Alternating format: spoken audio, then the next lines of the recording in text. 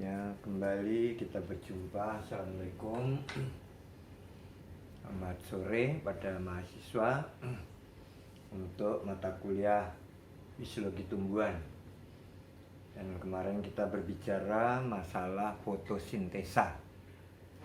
Ini sudah masuk fotosintesa yang kedua, yang khusus kita hanya menguraikan di dalam plastida sel tumbuhan, khususnya di dalam helaian-helaian daun atau pada jaringan polisade, setelah itu pada jaringan mesofil daun.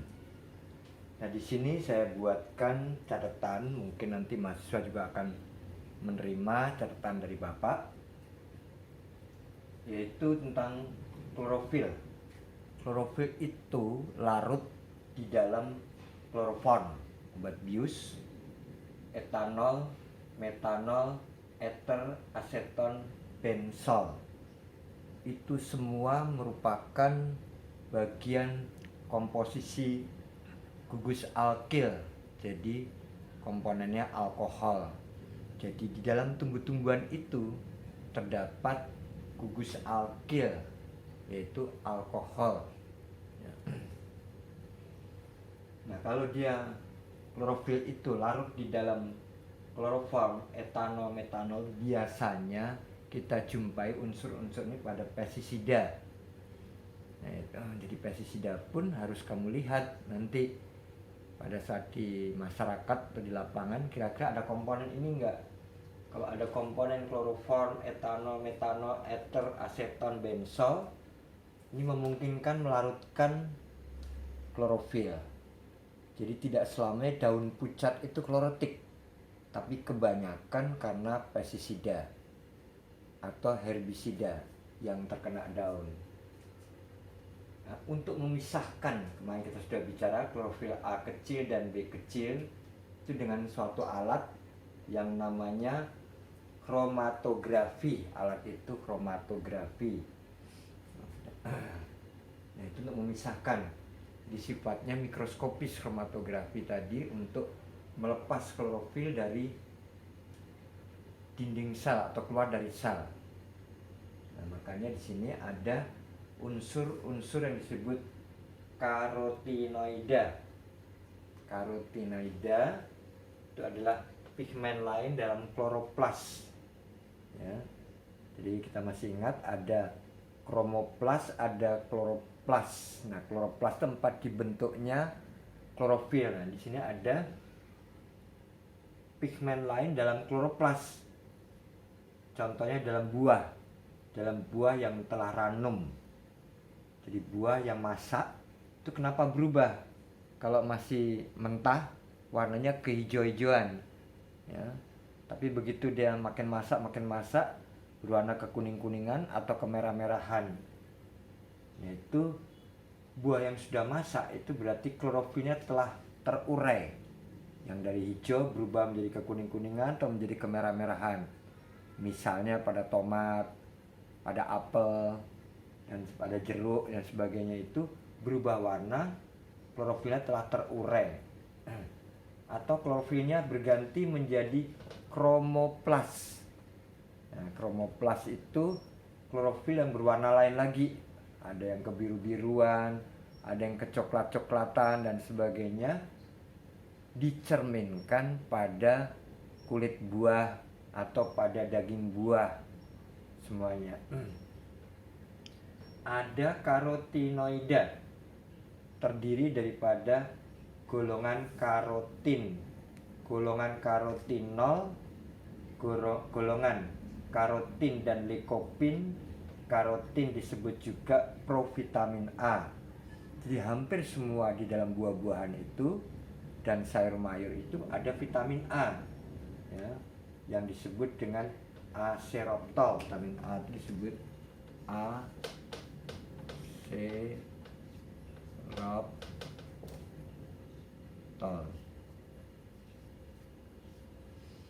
Nah, ini sebagai standar IU,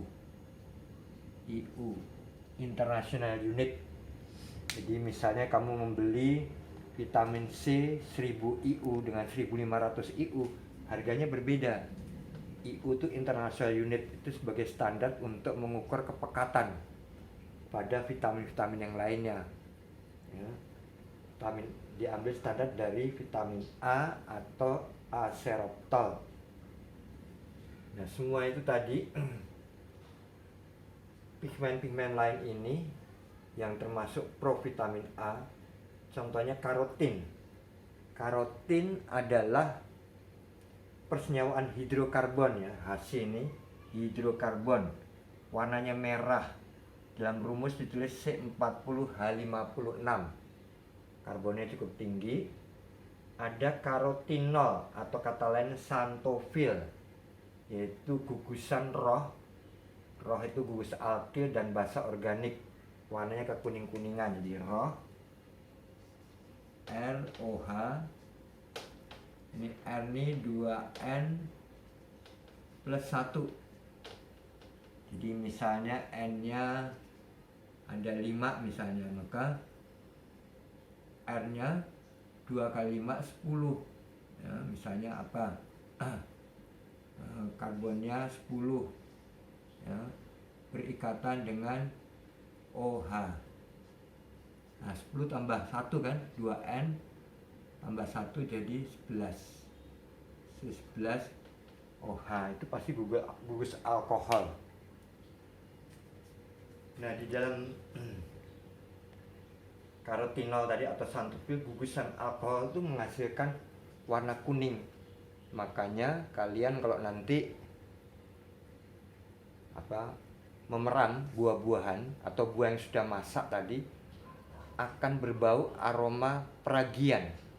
Nah, peragian itu gugus alkohol dan buahnya semakin berwarna kekuning-kuningan.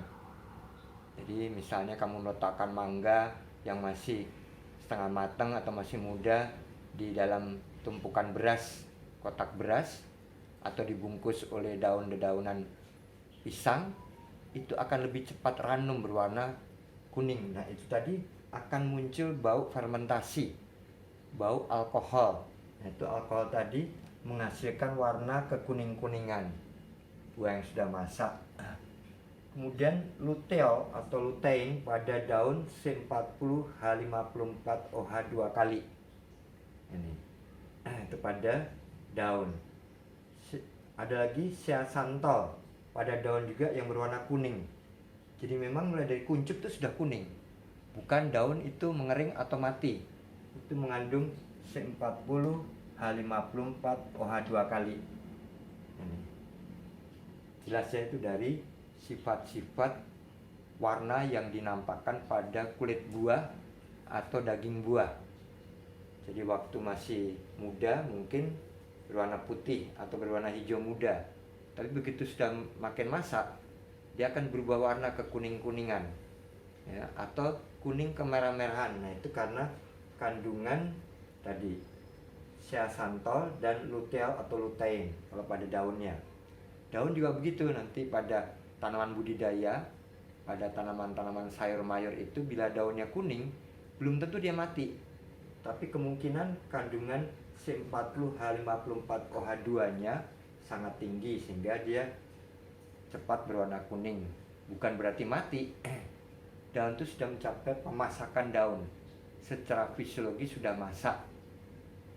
Nah, sama halnya dalam padi-padian, padi Oryza sativa. Kalau kita memetik buah padi masih terlalu muda, belum jadi padinya, di dalamnya masih lembek. Tapi kalau sudah masak fisiologi, justru malah tidak berwarna putih, tapi tidak berwarna bening seperti air, seperti kaca. Nah, itu padi yang sudah matang.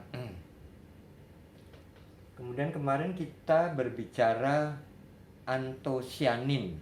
Ini antosianin memberikan warna bunga dan buah tanaman ada dalam vacuole cell. Jadi kita kemarin sudah berbicara pada sel tumbuhan. Saya mengulang kembali supaya tidak bingung. Ini sel tumbuhan. Sel tumbuhan. Nah, sel tumbuhan itu mempunyai rongga-rongga sel. Nah, saya tidak gambar semuanya. Yang dinamakan vakuola. Vakuola. Nah, ini menyimpan makanan dia nih. Nah, di luarnya ini dibungkus oleh plasma, namanya tonoplas. Tonoplas. Nah, yang berenang-berenang ini endoplasma. Endoplasma. Yang di tepi bagian dalam dinding sel ini membentuk selubung melekat pada dinding sel bagian dalam, namanya ektoplasma. Ya. Selalu saya ulang-ulang nih, ektoplasma. Nah, yang di dalam inti sel atau nukleus, ini namanya nukleus.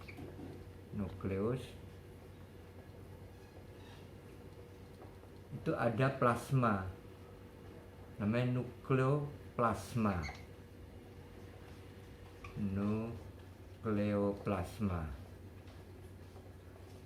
Baik makro maupun mikro, nama anatomi itu kamu harus ingat terus, dan namanya berdekatan dengan organ-organ yang lainnya.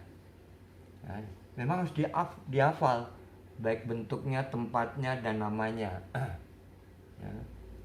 Jelas ya, berarti di dalam rongga sel atau vakuole tadi disimpan makanan karbohidrat yang kemarin kita sudah uraikan, sakarida, monodipolisakarida, khususnya monosakarida itu disimpan di dalam rongga-rongga sel atau vakuole sel. Ya. Kemudian ada antosianin. Anto itu bunga, sianin berwarna biru, termasuk jenis gugusan glikosida. Nanti kita uraikan sendiri dalam kimia organik atau biokimia organik. Bila dia kehilangan gulanya, maka menjadi antosianidin. Ya, ingat, nanti akan ketemu lagi pelajaran. Untuk sementara kamu tahu ini dulu, karena kita tidak menguraikan kekimianya dulu, tapi sekedar tahu dulu. Gugus glikosida bila kehilangan gulanya menjadi antosianidin. Nah, antosianidin ini kalau menampilkan fenomenanya berupa merah, maka sifatnya asam. Berarti pH-nya di bawah 7. Tapi kalau berwarna biru itu bersifat basa, pH-nya di atas 7,3. Kalau berwarna ungu berarti netral, tidak asam, tidak basa. Berarti kamu bisa mengakali dari pedesaan untuk mengukur suatu cairan ini bersifat asam, basa, dan sebagainya. Nggak ada lakmus mengetahui asam ataupun basa. Minimal kamu bisa mengambil dari bunga-bungaan yang diekstrak, diperas. Nah, cairannya itu bisa menjadi indikator universal mengukur asam dan basa. Hanya tidak tahu asamnya berapa, basanya berapa, tapi dapat mengetahui cairan tumbuh-tumbuhan itu bersifat asam ataupun basa dari apa yang kita dapatkan bunga berwarna merah. Ya, kamu petik ya bunga berwarna merah, kalau kamu kunyah-kunyah gitu rasanya asam. Tapi kalau biru atau keunguan itu hampir tidak ada rasanya, agak sepet rasanya. Nah, itu pun dalam buah-buahan akan terjadi semacam itu. Ya. Jadi secara lidah pun bisa kita rasakan. Sehingga fungsi karotin dan karotinol itu untuk menangkap sejumlah elektron dari sin IR. Jadi kemarin kita berbicara fotosintesa, ya, CO2 plus H2O menghasilkan C6H12O6 plus O2.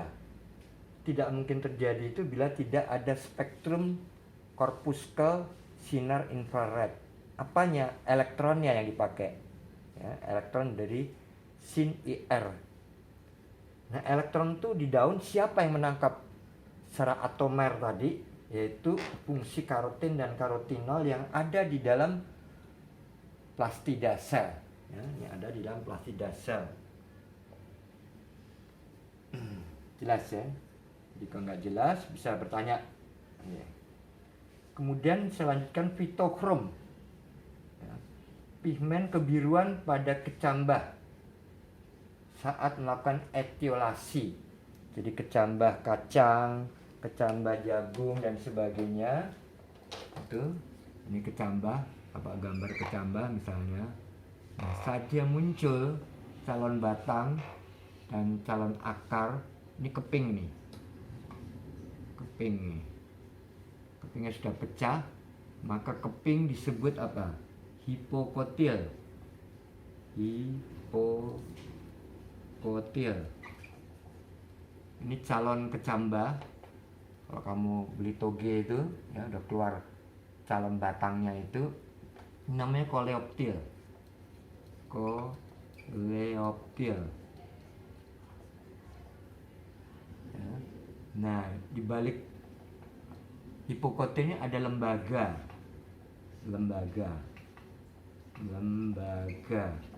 Itu 2N kromosom atau bersifat diploid, hasil perkawinan antara bulu serbuk sari dengan sel ovum. Ini akar pertama, ini namanya akar primer. Akar primer. Nah, makin panjang dia membentuk bulu-bulu akar dia. Nanti yang berfungsi untuk menyerap makanan dari dalam tanah. Ini namanya akar adventif.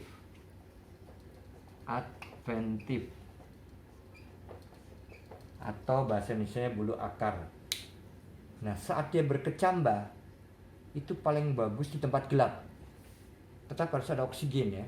Tetap harus ada CO2. Ya. Jadi kalau nanti kamu membiakkan tanaman di persemaian, sedapat mungkin jangan terlalu banyak kena sinar matahari, karena akan mengganggu peristiwa perkecambahan. Kenapa perkecambahan ini kok giat tumbuhnya pada saat di tempat gelap? Itu disebut gerakan etiolasi. Gerakan etiolasi. Di pertumbuhan, di masa perkecambahan, apapun biji-bijian yang berkecambah di tempat gelap, itu menunjukkan pergerakan etiolasi. Bukan karena sinar, tapi karena hormon pertumbuhan. Nah, kalau nggak ada sinar, berarti merata. Ada yang dinamakan hormon auksin. Nanti kita belajar sendiri tentang hormon. Ya, saya singkat HRM. HRM, auksin. Auksin dan hormon giberalin. Nah, itu adanya semua di ujung-ujung titik tumbuh. Ujung titik tumbuh daun, ujung titik tumbuh ranting, sampai batang semua. Ujung titik tumbuh dalam bahasa botaninya ini disebut daerah apikal. Apikal. Kenapa? Karena jaringannya masih bersifat meristematik. Jadi jaringannya masih mempunyai kemampuan tumbuh. Seperti anak kecil lah, sebelum mencapai usia 25 dia itu masih tumbuh terus. Sama tumbuh-tumbuhan juga begitu. Saat perkecambahan itu di dalam ujung-ujung titik tumbuh, batang, calon daun, calon akar itu banyak ditemukan hormon auksin dan hormon giberalin. Hormon auksin dan giberalin itu biasanya menempati ujung titik tumbuh, ya, karena dia mempunyai fleksibel, masih mengadakan pembelahan pakmat. Masih ingat pakmat? Profase, metafase, anafase, dan telofase. Maka disebut jaringan meristematik. Kalau manusia dan hewan tidak ada. Makanya kalau jari kita putus nggak akan tumbuh lagi. Tapi kalau tumbuhan kita petik, nanti kena hujan beberapa hari atau beberapa minggu, dia sudah menguncup lagi. Kenapa? Karena ujung-ujung titik tumbuh itu masih mempunyai jaringan meristematik. Dan ujung titik tumbuh itu didominasi oleh hormon auksin dan hormon giberalin. Ya. Seandainya bagian tadi koleoptil dan akar itu Bapak potong ya, Bapak potong nih, yang perbesar misalnya ini, nah, potong saya bagi 2 bagian. Jadi hormon tumbuh tuh kumpulnya di ujung ini, di ujung batang, di ujung akar. Nah, bila tidak ada cahaya, tapi bila ada cahaya, khususnya cahaya matahari, gelombang sin IR, misalnya ini ada gelombang sin IR dari sini, ya, elektron sin IR, maka sifat hormon itu bersembunyi, menjauhi datangnya sinar. Jadi dia hormon ini berkumpulnya di sini, nah, menjauhi. Ini contoh ya, ini skema saja nih. Nanti akan kita perdalam dalam pelajaran hormon. Nah, otomatis daerah-daerah yang banyak hormonnya lebih duluan tumbuh kan. Nah, maka tumbuhnya calon batang menuju ke arah datangnya sinar. Ya, tumbuhnya calon batang menuju ke arah datangnya sinar matahari, elektron-elektron dari sin IR. Kebalikannya, di akar justru yang banyak hormon ini lamban tumbuhnya, tapi yang sedikit hormon ini tumbuhnya lebih cepat. Nah, sel saya ini saya kotak-kotak nih saya perbesar ya. Nah, maka tumbuhnya akar menjauhi datangnya sinar. Nah, ini yang menemukan F.W. Wen tahun 1928. Jelas ya, mekanisme tumbuh tanaman tadi. Kalau ada sinar, maka calon batang tumbuhnya menuju ke arah datangnya sinar. Nah, seandainya nih yang saya tulis elektron tadi, ya, sun, matahari ini bersinar. Dari sebelah kanan, maka dia tumbuhnya batang ke arah kanan, tapi tumbuhnya akar menjauhi datangnya sinar. Kalau ada sinar matahari, nah kalau dia tertutup, tidak ada sinar matahari, menyebar kan, sifat hormon acak-acakan, maka tumbuhnya lebih cepat deh, nggak mengarah datangnya sinar. Karena nggak ada sinar, maka tumbuhnya lebih cepat, maka tumbuhnya perkecambahan tanpa adanya sinar. Itu disebut pergerakannya adalah gerakan etiolasi tadi. Ya, disebut gerakan etiolasi. Ya, yang tadi, ya, gerakan etiolasi. Nah, sifat hormon auksin dan gibberellin tadi mencerminkan, ya, mencerminkan warna kebiru-biruan. Ya, kamu lihat perkecambahan apapun itu saat tumbuh itu warnanya kebiru-biruan, baik di akar maupun di batang.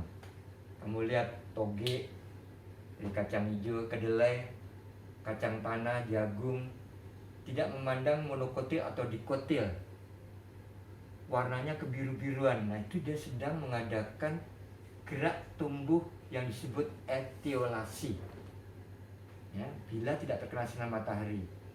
Tapi kok terkena sinar matahari seperti tadi kata F.W. Wen, maka pergerakan calon batang menuju ke arah datangnya sinar. Kebalikannya, akar menjauhi datangnya sinar. Itu sudah menjadi mekanisme pertumbuhan tanaman apapun, khususnya di daerah tropikal, karena penyinaran matahari cukup.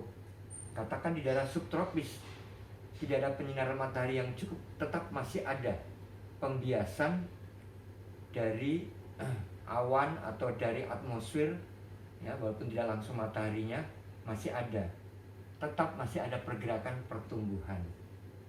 Ya, jadi ingat, ujung titik tumbuh itu disebut daerah apikal. Paling banyak ditemukan hormon tumbuh. Ujung titik tumbuh itu masih mengalami pertumbuhan, makanya disebut jaringan meristematik, jaringan yang mampu berkembang terus dengan mitosis sel. Masih ingat mitosis sel, yaitu profase, metafase, anafase, telofase. Akan terbalik. Pak Mat Kalau ditambah I, Pak mati berarti bukan saya dalam keadaan mati, tapi saya dalam keadaan tidak mitosis. Nah, seperti mati atau Pak mat, jembatan kode, supaya tidak terbolak-balik. P-nya profase, M-nya metafase, A-nya anafase, T-nya telofase, I-nya interfase. Berarti saya dalam keadaan tidak mengadakan pembelahan. Berarti sudah konstanta. Ya, kembali pada pelajaran biologi. Ya, itu hubungannya dengan mitosis sel. Jadi bukan meiosis, karena ini sel vegetatif. Daun, batang, ranting, akar, sel vegetatif. Berbeda dengan nanti bunga. Kalau bunga sudah masuk fase generatif. Nah, itu 2 kali Pak mat. Ya, 2 kali profase, 2 kali metafase, anafase, dan telofase. Pembentukan biji buah, pembentukan bunga, itu sudah bersifat generatif. Nah, sampai sini mungkin bisa ditanyakan bagi teman-teman yang masih kurang jelas.